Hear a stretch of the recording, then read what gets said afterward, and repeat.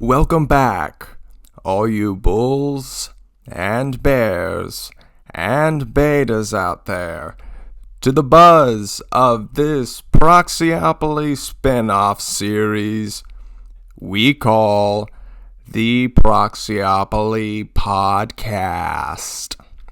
I'm your host, the Proxyopolist, formerly known as the Jackal of Trades, aka Jesse Cole Burdick.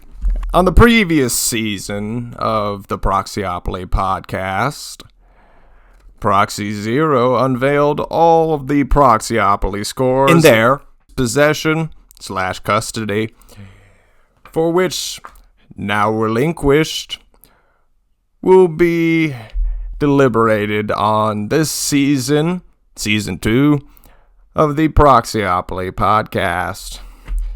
And after much consideration and many polling among Proxyopolists of Proxyopoly of the whole and its alternative forms, a final 4 has been reached to determine which Proxyopoly will get a Proxyopoly score. And it is my pleasure to announce that the winner of this polling was none other than Deutsche Bank.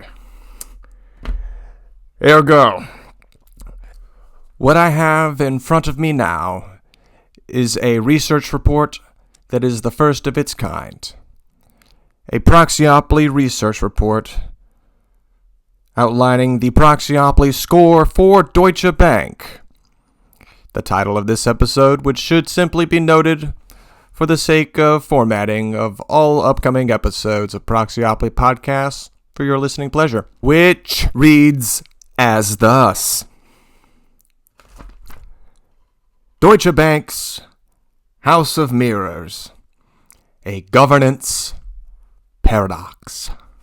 A scathing analysis of Deutsche Bank's corporate governance failures, regulatory misadventures, and perennial mismanagement. Deutsche Bank AG, the once venerable German financial institution that once brought rigor and discipline to global banking, has become a labyrinth of conflicting governance models, supervisory negligence, and executive indulgence.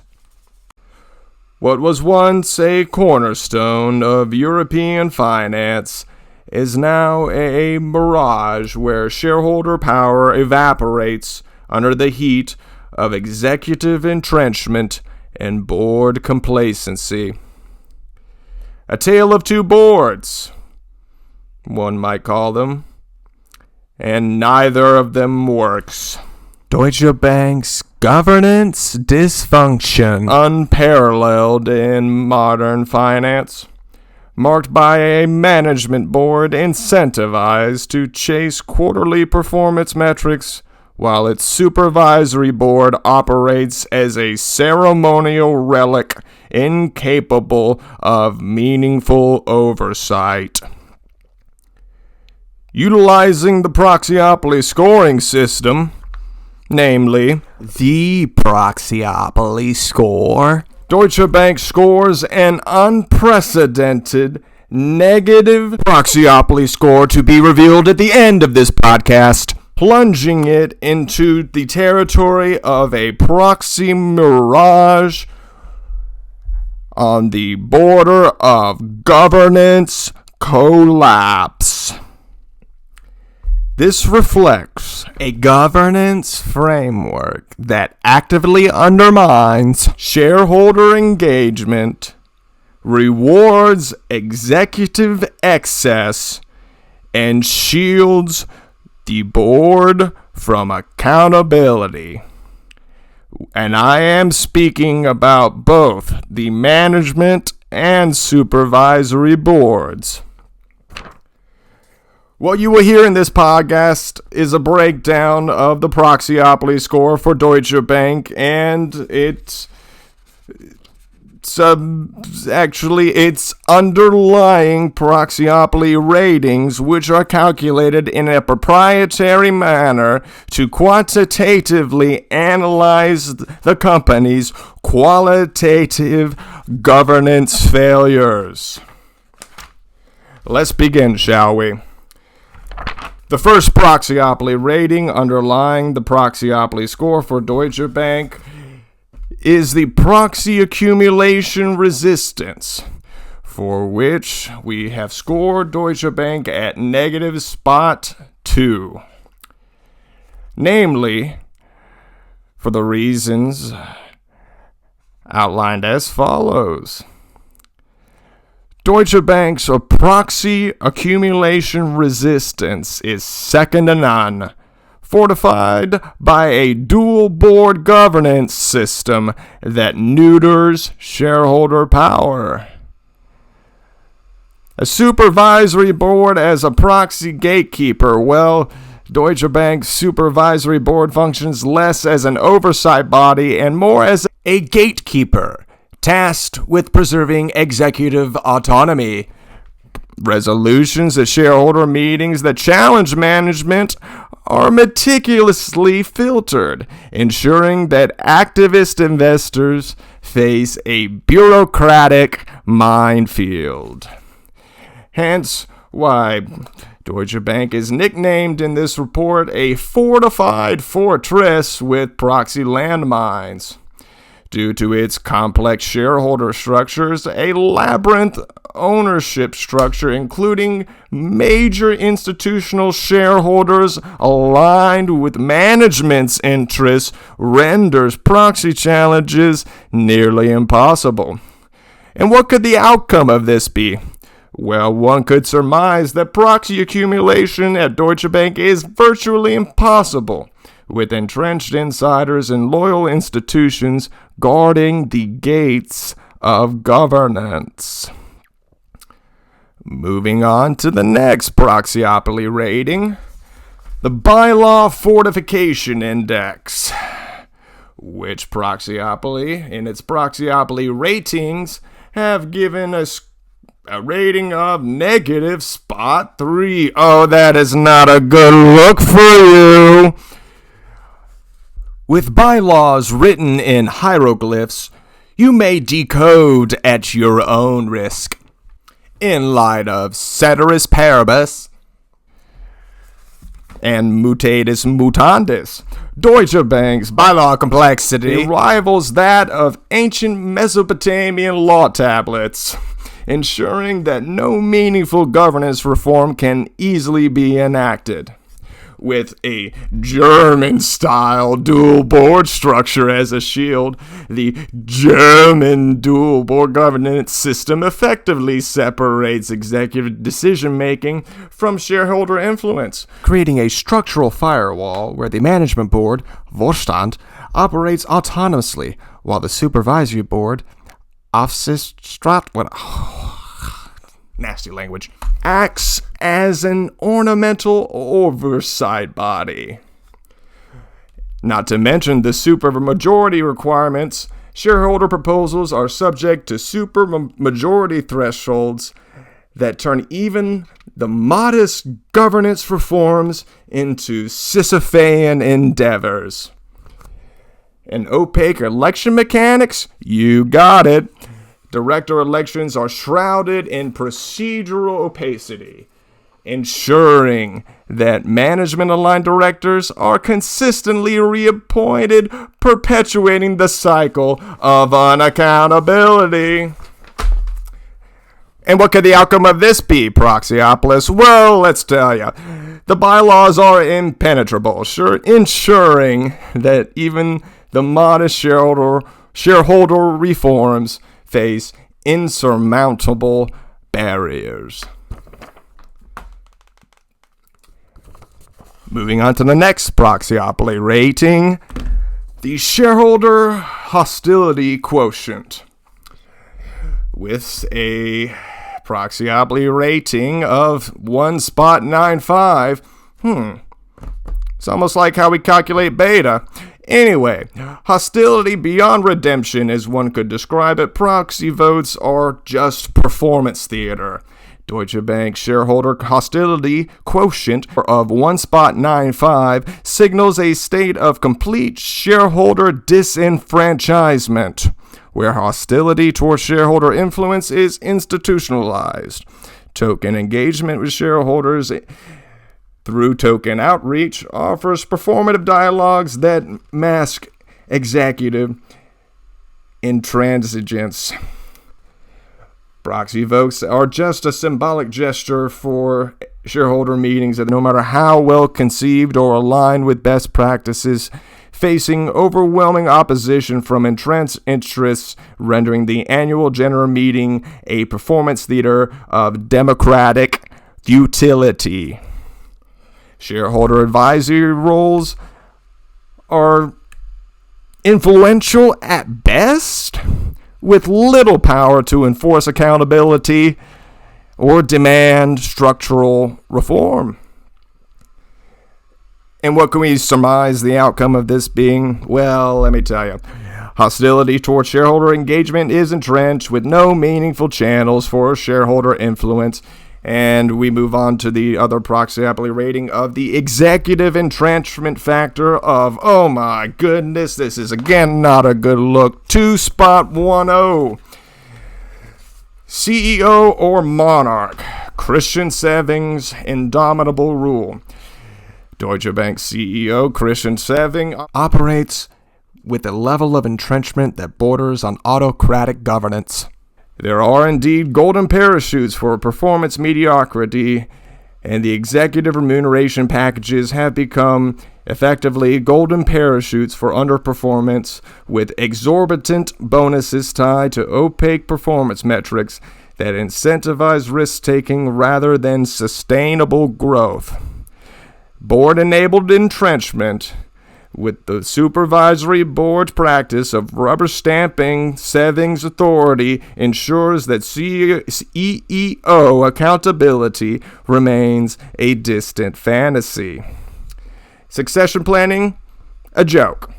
Deutsche Bank succession planning remains non-existent, ensuring that Seving's influence remains unchallenged.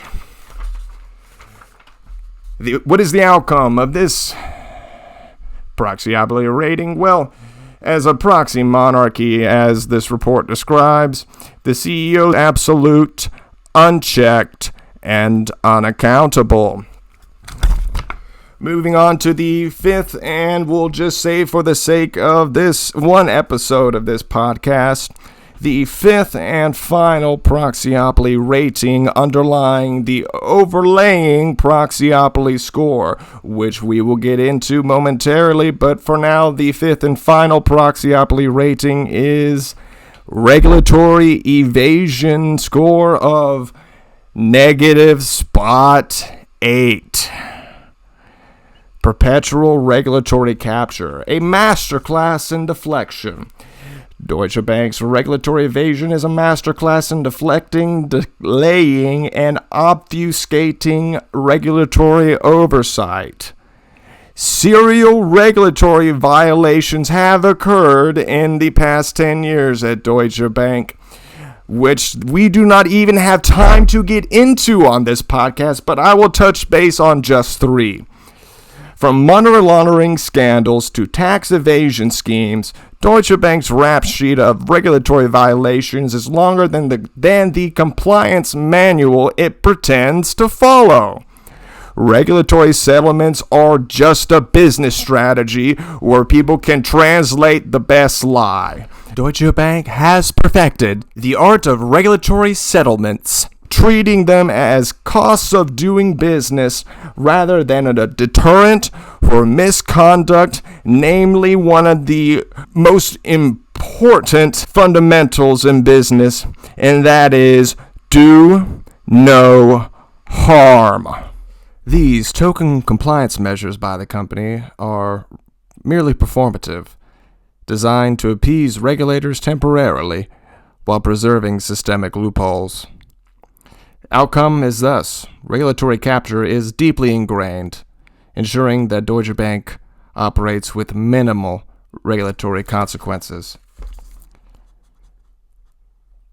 Thus, we have reached the conclusion of all the Proxyopoly ratings underlying the Proxyopoly score, which overlays the proprietary quantitative algorithm used to make any proxy vote germane with any proxy variable for non-financial performance, which just might very well be a beta variable for public health. Could be the Proxyopoly score, but we have to make this a mathematical tautology, qualitatively, and verbalize all of the metrics underlying the Proxyopoly score.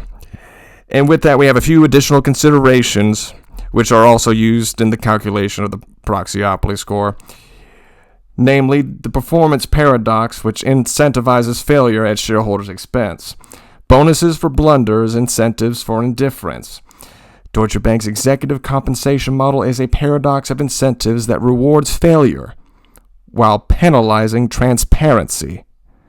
Key issues with this compensation structure are as follows.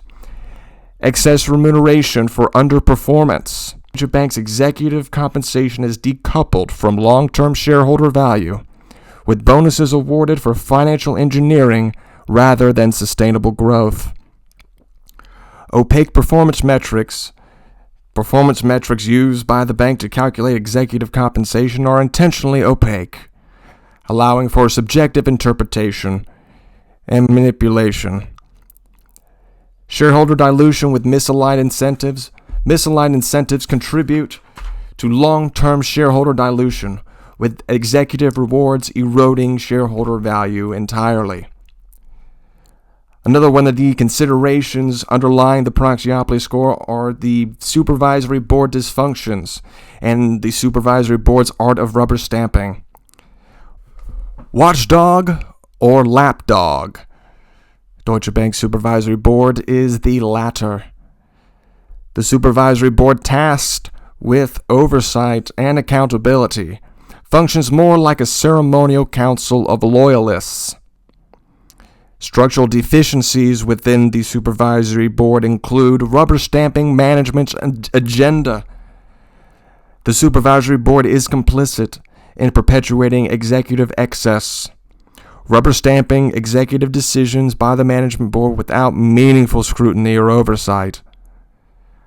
A lack of independent oversight, despite corporate governance codes from multiple international jurisdictions mandating independent oversight.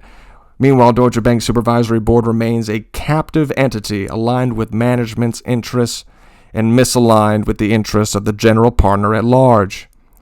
Failure to enforce his accountability for misconduct and governance failures has emboldened executive overreach and has resulted in such a very high executive entrenchment rating underlying the Proxyopoly score. And a brief but lengthy history of Deutsche Bank's misconduct also is under consideration for calculating of the Proxyopoly score for it. With a decade of scandal from tax evasion to money laundering, Deutsche Bank's history of regulatory violations reads like an anthology of financial misconduct. And for the sake of time, we're going to limit this list of financial misconduct to merely 5 examples. But I assure you there are more. Key violations include 1. Mirror trading scandal in 2017. Deutsche Bank was fined $630 million for its role in a $10 billion Russian money laundering scheme. Key violation number 2.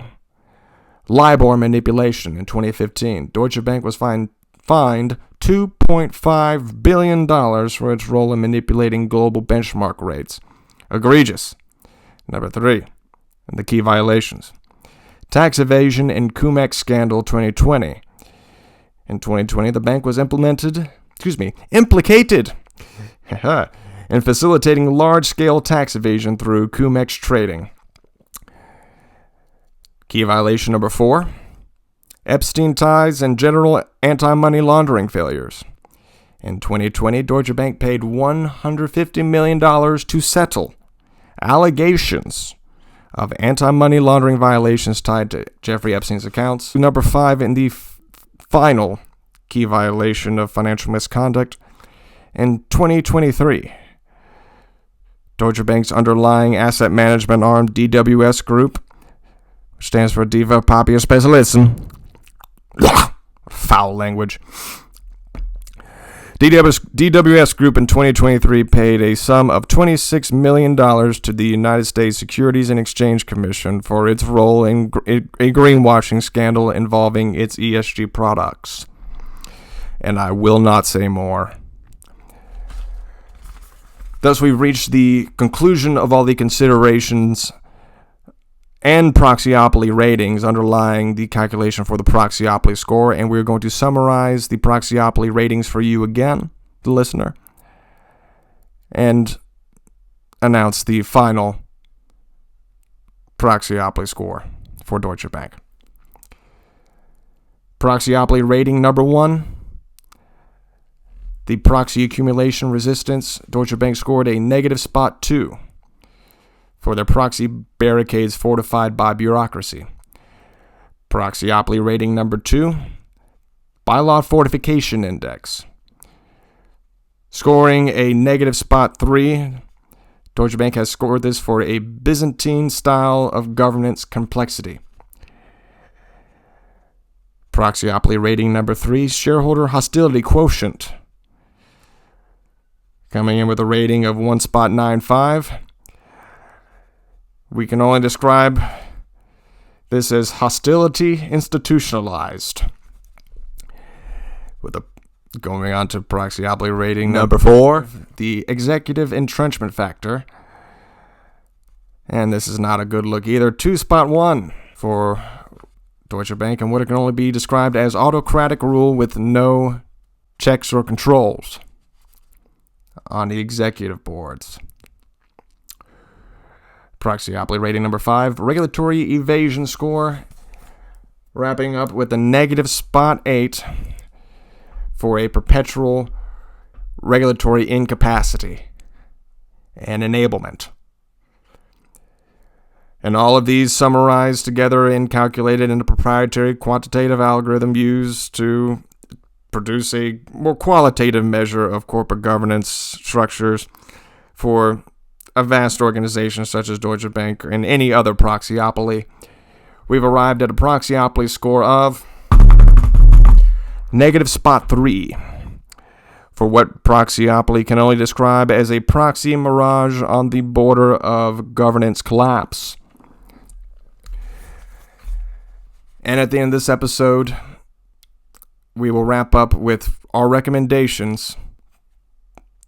The recommendations by Proxyopoly for this company to make improvements on its governance structure for the sake of its entire general partner at large, which includes its shareholders, its stakeholders, being many of you that I've worked with,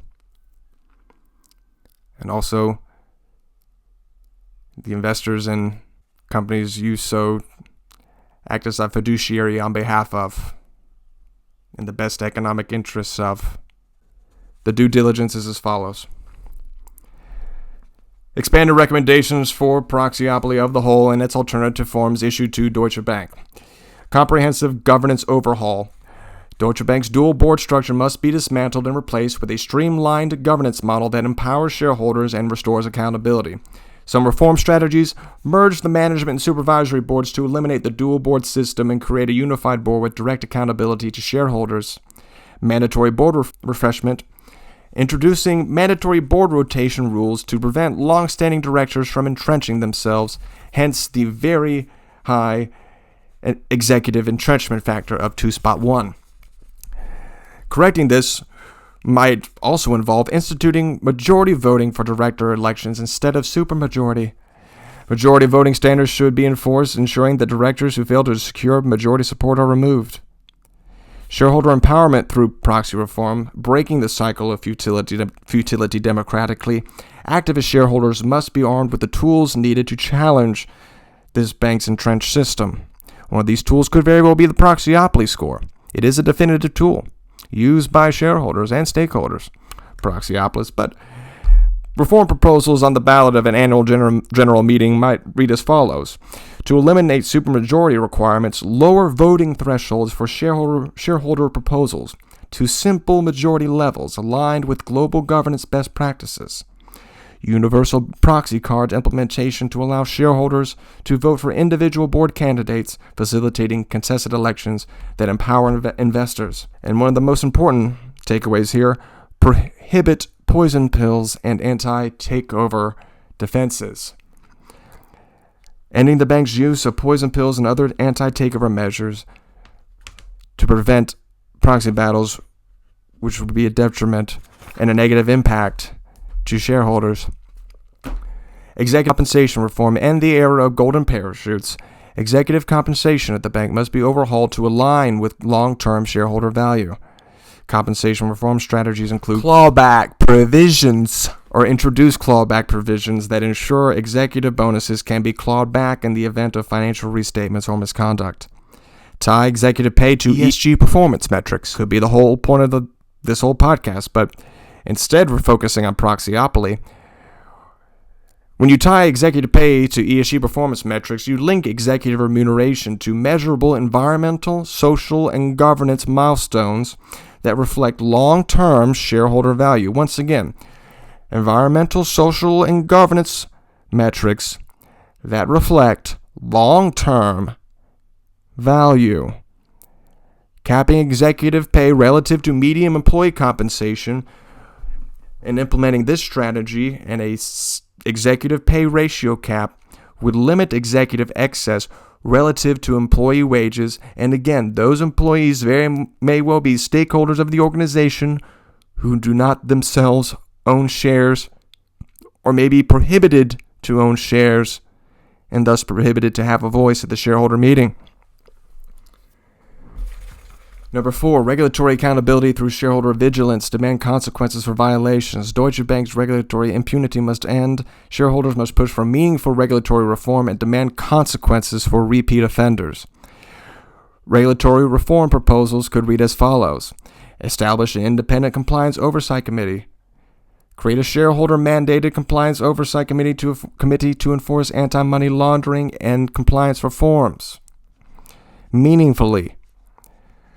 Require annual regulatory disclosure audits. Mandating third-party audits of Deutsche Bank's regulatory compliance will ensure accurate reporting and disclosure. There cannot be enough third-party auditors looking at this company enough. The more questions that they ask in different ways, the more complicated it is to lie in a different language. On to the final regulatory reform proposal. Introduce penalty escalation for repeat offenses. Impose escalating financial penalties for repeat violations, such as regulatory settlements, making fines for these settlements prohibitively expensive. And the fifth and final recommendation from Proxyopoly to the issuing company is succession planning and leadership accountability in preparation of the future. For the time being, Deutsche Bank's lack of succession planning creates a vacuum of accountability and perpetuates executive entrenchment. Some of these succession planning strategies may include mandating succession plan disclosure, to acquire annual public disclosure of succession plans, ensuring transparency and preparedness. Establish term limits for CEOs and other key executives and members of the board. Enforce term limits for senior executives on the board to prevent long-term entrenchment. Introduce independent candidate vetting. Ensure that independent directors participate in succession planning to mitigate conflicts of interest. And we have reached the end of the research report that Proxyopoly has generated for this company. Stay tuned this season, Proxyopolis, for additional Proxyopoly scores issued to any publicly traded company on any global stock exchange. The choice is yours, but if I have to pick them, I will.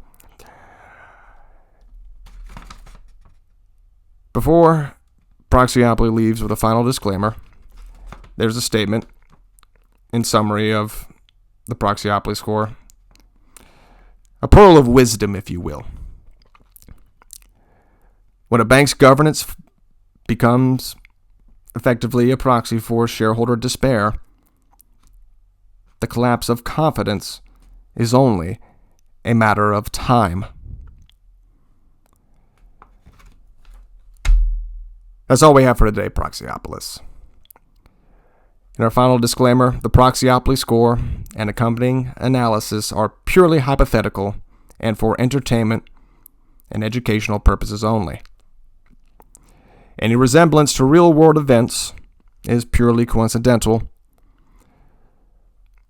though with this company's governance trajectory, reality may be catching up faster than we expect under the presumption that past performance is not indicative of future returns. I'm Jesse Colbertic, the Jackal of Trade, signing off of the Proxyopoly podcast. Until next time, Proxyopolis, it is time to play the game.